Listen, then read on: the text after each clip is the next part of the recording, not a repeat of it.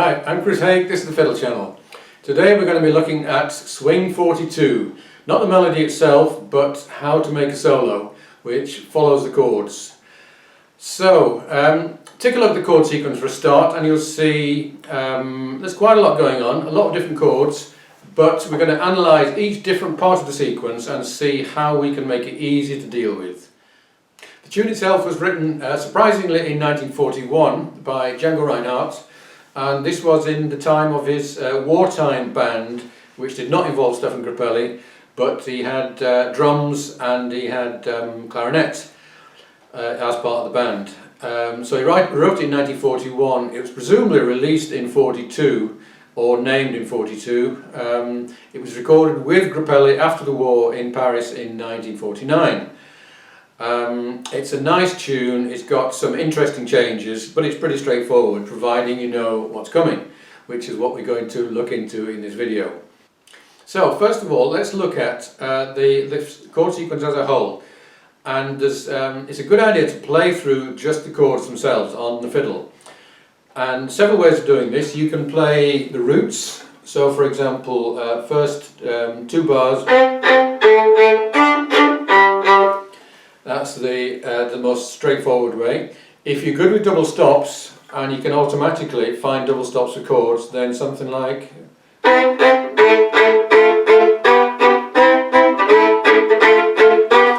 that is good. And incidentally, if you ever play duo with a guitarist, a jazz guitarist, he will or she will love you doing that, being able to provide proper chopping accompaniment. It's something that not many guitarists get when they play a duo with the fiddle, so they'll be very pleased if you can do that. The third way you can approach it is arpeggios.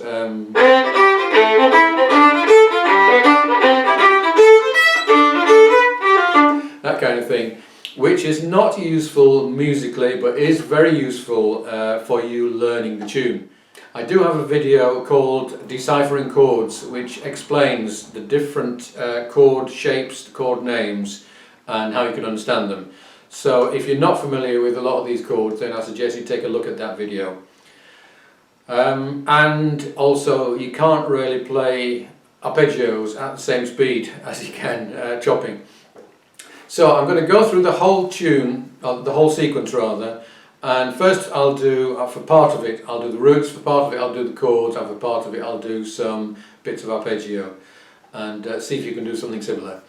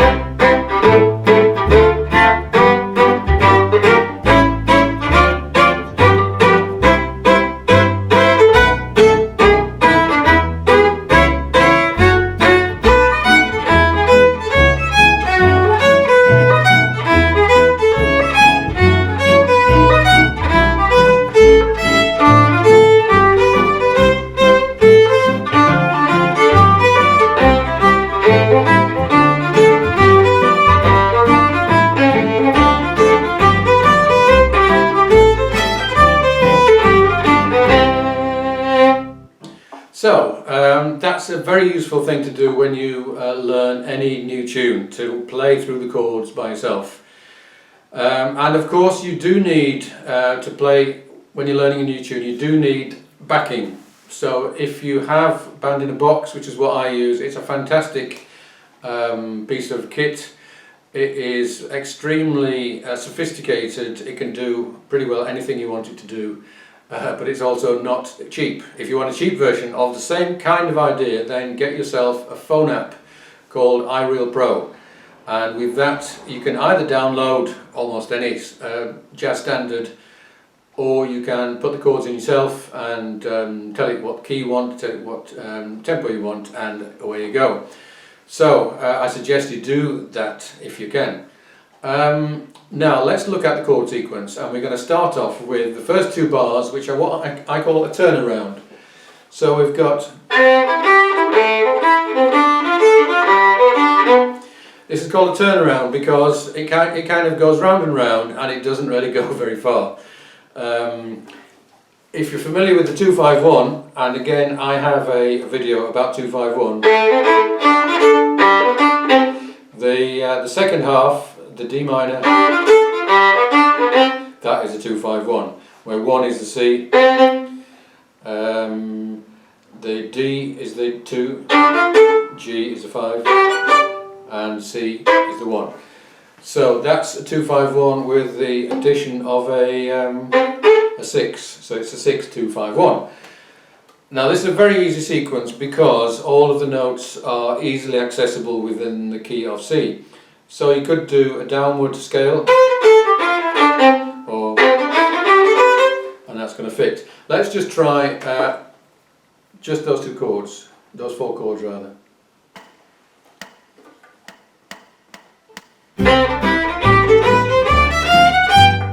So there I did a little scale.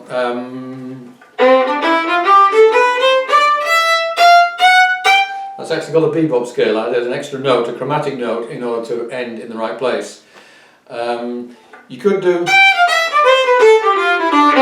that descending. Let's just try that one.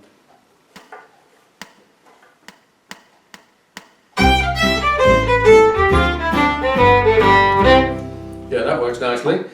So anything based within the C major scale is going to work over these 4 chords. You can also play the C pentatonic scale.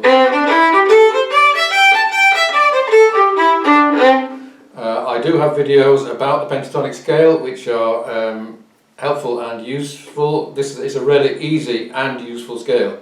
Starting on a C.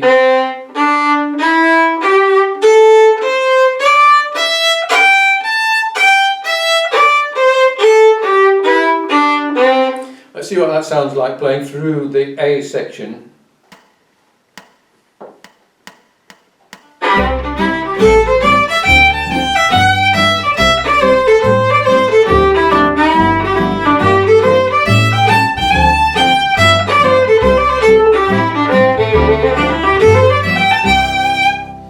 So that works very neatly and very easily. The only thing is it's boring.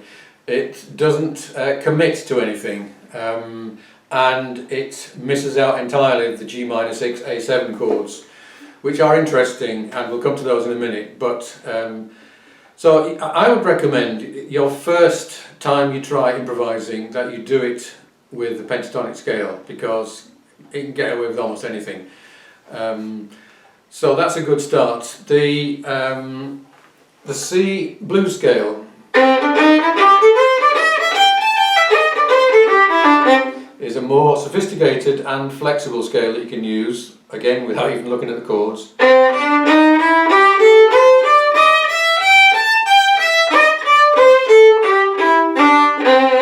Let's see what that sounds like.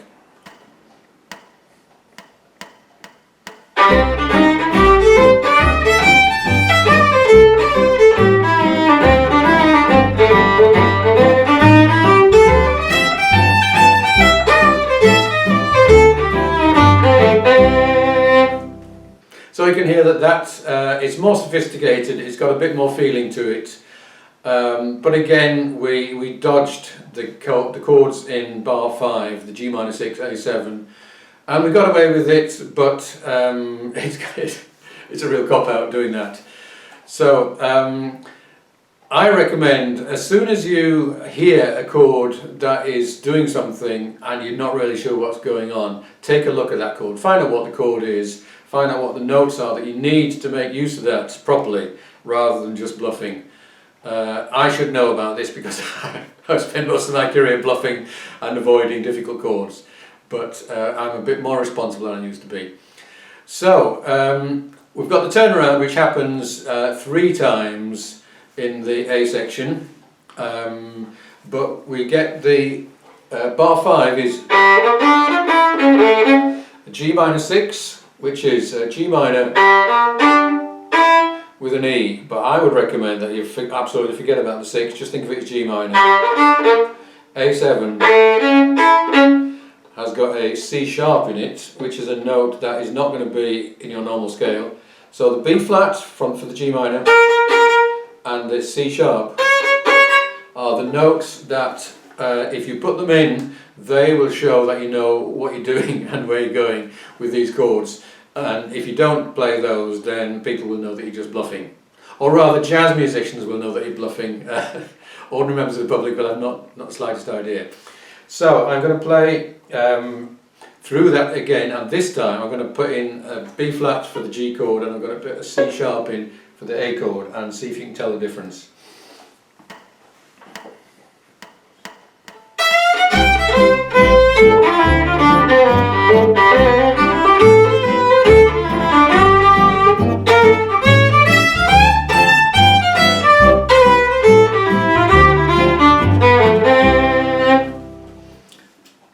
So to me that's a lot more interesting and a lot more satisfying. And if you want a specific lick that you can use over that bar, that's a neat one because it starts off on the B flat of the G minor and it's got that C sharp for the A7.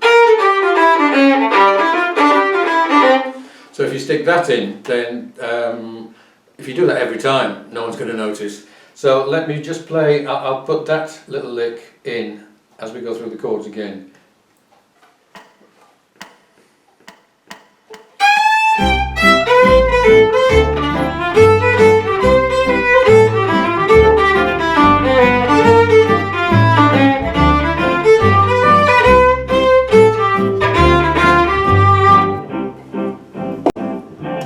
So that was nice and smooth and easy, and that worked really well.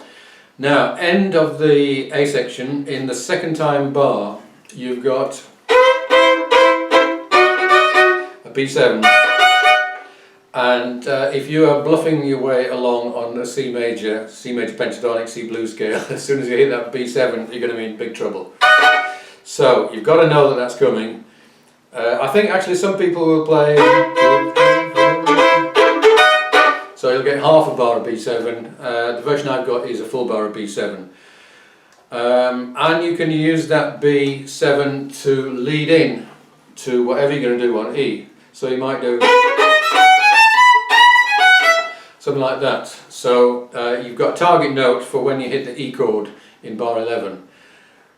Now the bridge is 3 times round, the same turnaround but now in the key of E. So you go E, C sharp minor 7, F sharp minor 7, B7.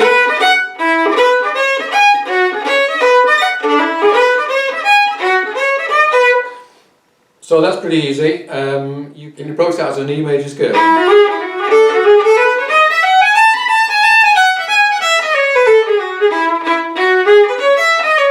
Something like that.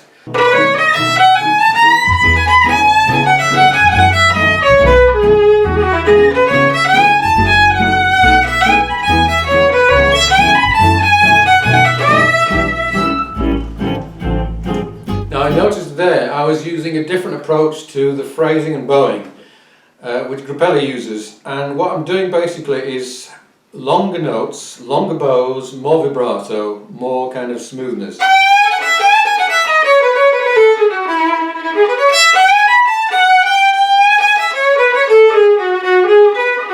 As opposed to that kind of more choppy feel. And I think that's a really nice contrast because when it goes into E, it kind of opens out, it broadens, it's like the sun coming out. And I think it's nice to kind of relax as that happens. Let's take it from the beginning up to that, and we'll see the contrast as I go into that part.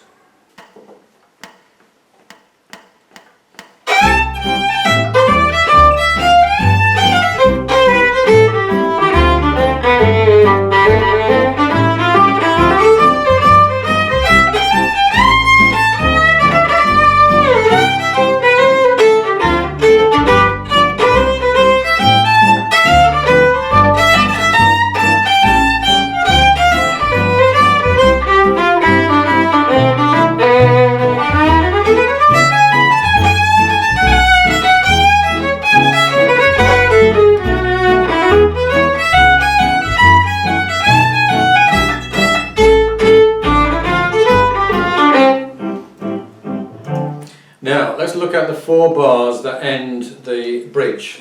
So that's E minor 7 over B, that's E minor 7, and that's a bass note, A7 flat 9,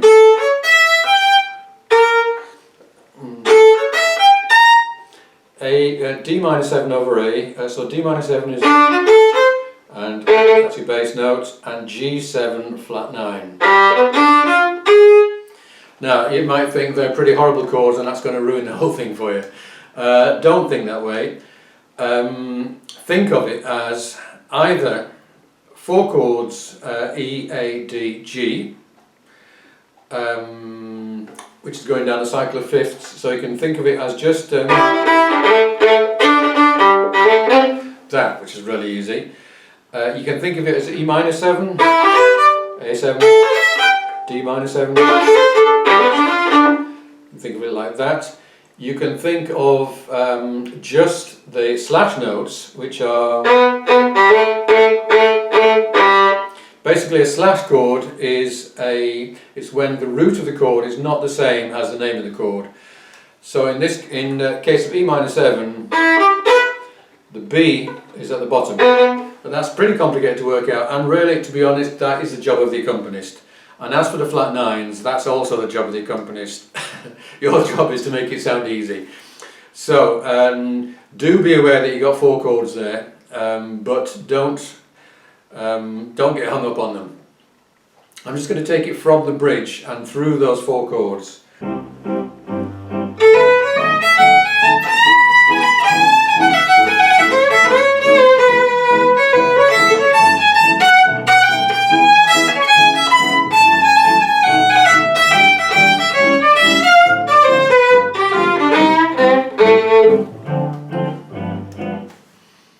And then we're back with the A section again, the turnaround.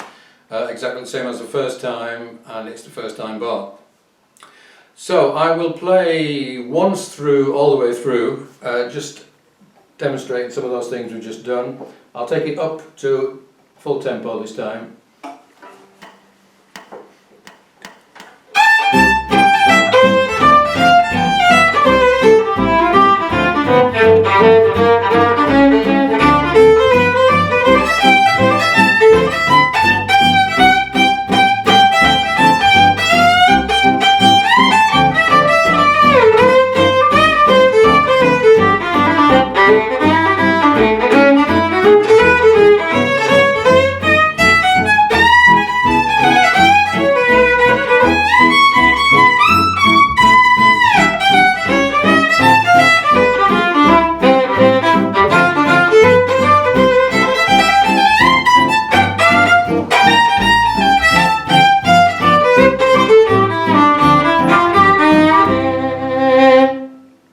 One more thing before we finish is that because this is a simple sequence and we've got a lot of repetition, it's a good idea to try and repeat some of your ideas.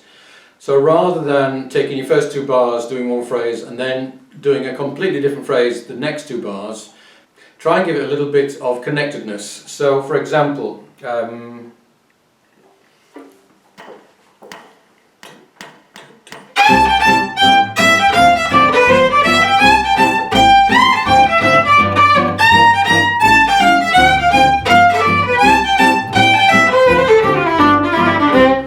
kind of thing where I'm using the same core phrase to start the 2 bars, and then using the same idea in the next 2 bars, and again, but finishing them off differently.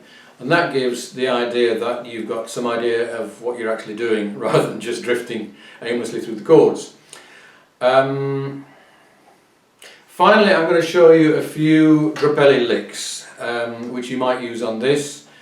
It's all very well being able to follow the chords around and do interesting things, but if you want to play in a proper hot club style, then you have to refer sometimes to the actual licks that he used. Key of C is a particularly good one for that lick, which was one of his real favourites. It's a D in 3rd position on your 4th finger,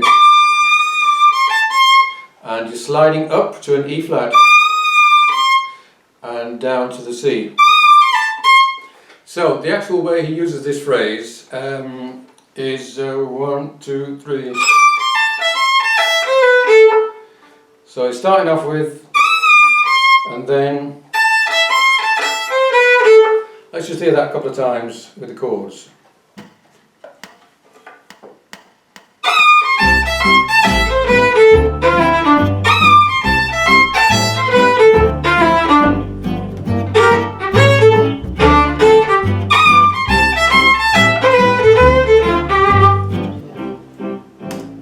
So he could actually play that lick about 9 times in one verse if you wanted.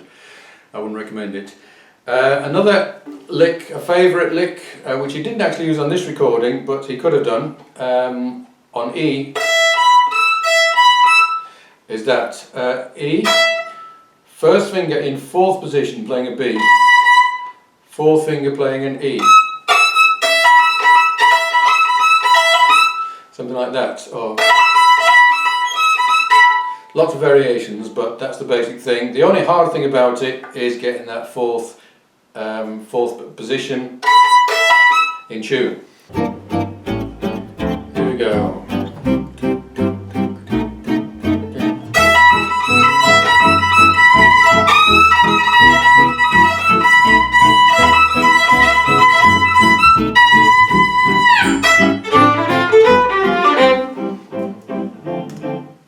Another nice one for the key of C is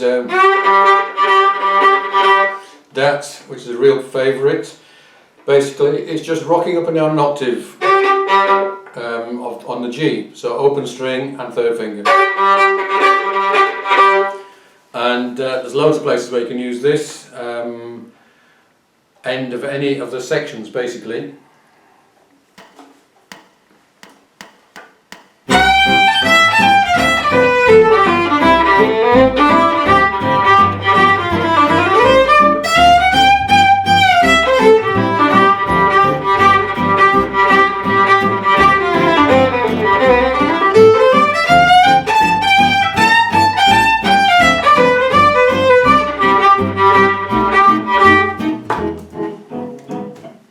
Etc. Another one is the harmonics, and in fact I have a video all about harmonics which goes into this in more detail, but the kind of harmonics you can use: 3rd position, playing those notes with your 2nd, 1st, 2nd, 1st. If you're absolutely in tune, then you get that. And by going da-do, da-do, da-do, up and then down again, you make a neat little pattern which can fit almost anywhere in the C part of the tune.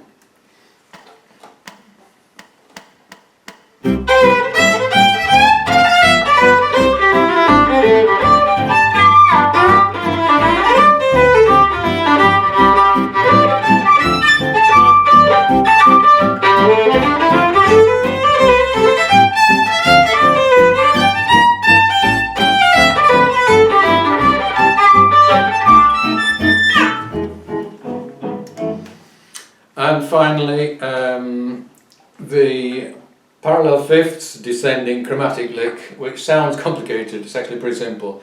If we do something like that, but we play 2 strings, play the upper string as well, it gives you those fat harmonies with unexpected upper notes.